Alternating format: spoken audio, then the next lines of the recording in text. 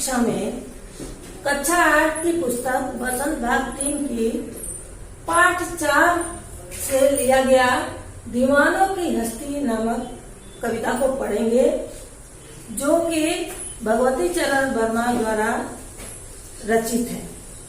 इस कविता में भगवती चरण वर्मा वीर सैनिकों के बारे में बताना चाहते हैं। तो दीवानों की हस्ती, दीवानों मतलब होता है एकदम मस्त मौला, और हस्ती का मतलब होता है उनका अस्तित्व, उनकी पहचान।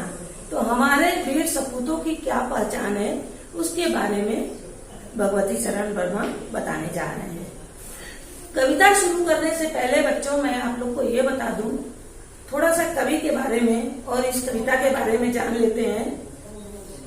इस कवि का जन्म जो है 30 अगस्त 1903 को हुआ था और इनकी मृत्यु जो है 5 अक्टूबर 1981 में हो गया था। ये बहुत ही अच्छे हिंदी साहित्य के बहुत अच्छे कवि, जाने माने कवि माने जाते हैं। तो चलिए कविता शुरू करते हैं। कविता एक वीर सैनिकों के बारे में बताया गया है कि किस प्रकार से वीर सैनिक अपने देश के लिए मर मिटे हैं। यह उस समय की लिखी हुई कविता है बच्चों, जब अंग्रेजी राज्य चल रहा था, ब्रिटिश सरकार का हुकूमत था, माने ब्रिटिश सरकार राज्य कर रही थी। तो आइए, इस कविता की पहली पंक्ति है, हम दीवानों की क्या हस्ती, आज यहाँ कल वहाँ चले, मस्ती का आलम साथ चला, हम धूल उड़ाते जहाँ चले।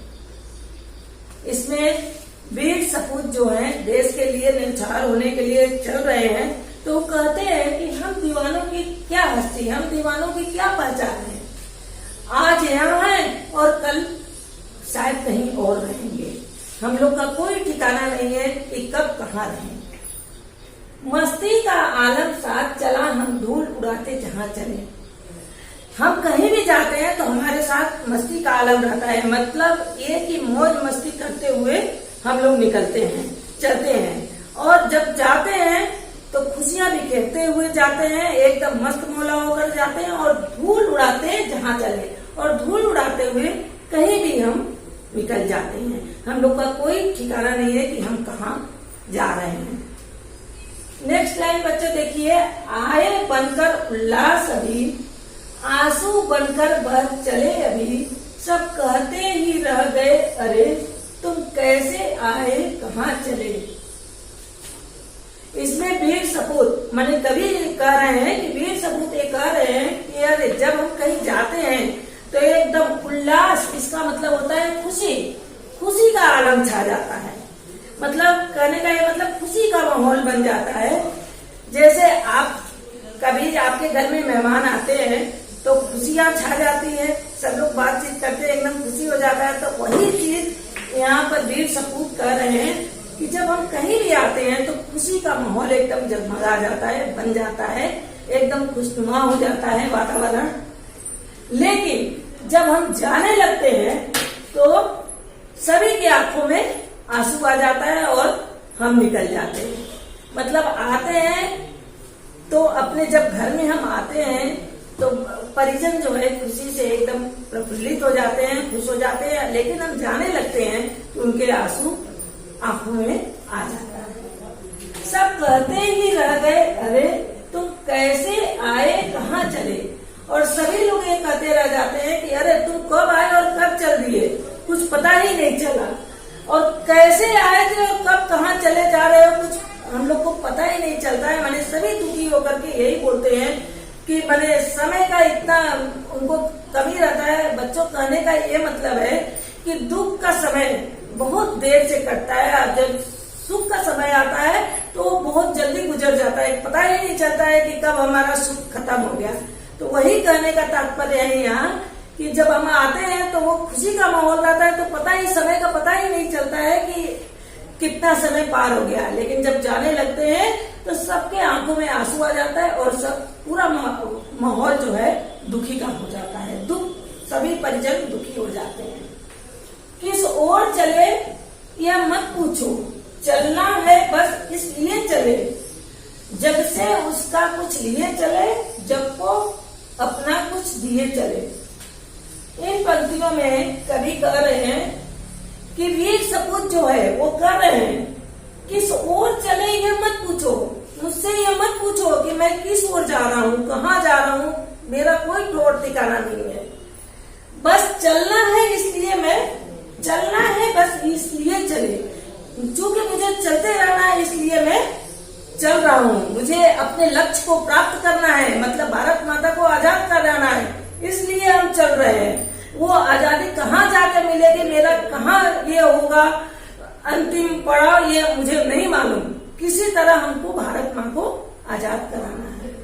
जग से उसका कुछ लिए चले, जग को अपना कुछ दिए चले।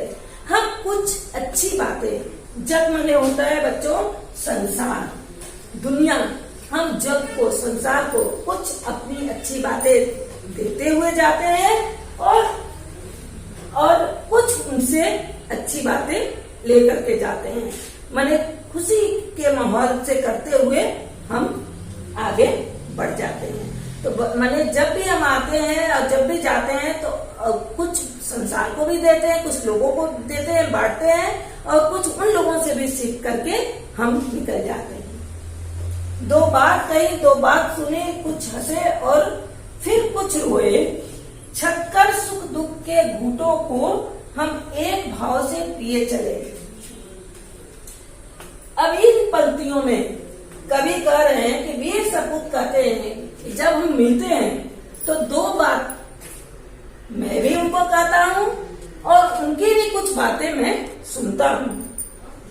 कुछ हंसते हैं और कुछ रोते हैं, कुछ अच्छी बातें सुनकर हम लोग खुश भी होते हैं और कुछ दुखी की बातें सुन करके हम लोग के आंखों में आंसू आ जाता है।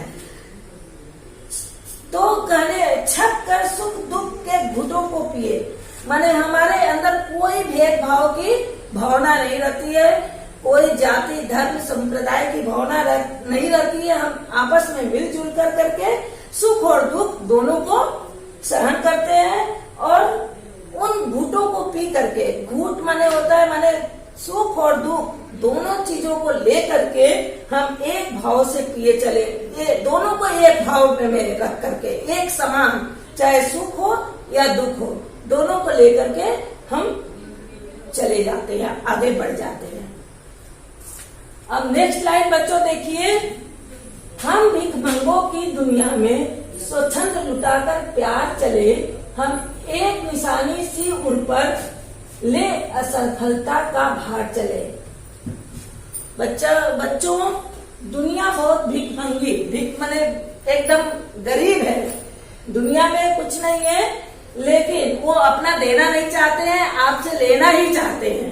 तो ये हम भिखमंगों की दुनिया में, इस संसार में, इस भिखमंगों की दुनिया में, संसार में स्वच्छंद लुटाकर प्यार चले। अपनी इच्छा से, स्वच्छंद माने अपनी इच्छा से प्यार को लुटा करके जाते हैं, माने खुशी के माहौल को ही लुटा करके हम जाते हैं। लेकिन हम एक निशानी सी उर पर, उर माने होता है हृदय और निशानी माने होता है चिन्ह। तो हम एक निशानी उर पर, सी उर पर माने हमारे हृदय में एक बात, एक चिन्ह रहती है, माने एक माने हमारे ऊपर भार रहता है दिल में, ले असफलता का भार चले, कि हम भारत माँ को आजाद नहीं करा पाए, हम उस असफलता की भार को लेकर के आगे बढ़ गए हैं।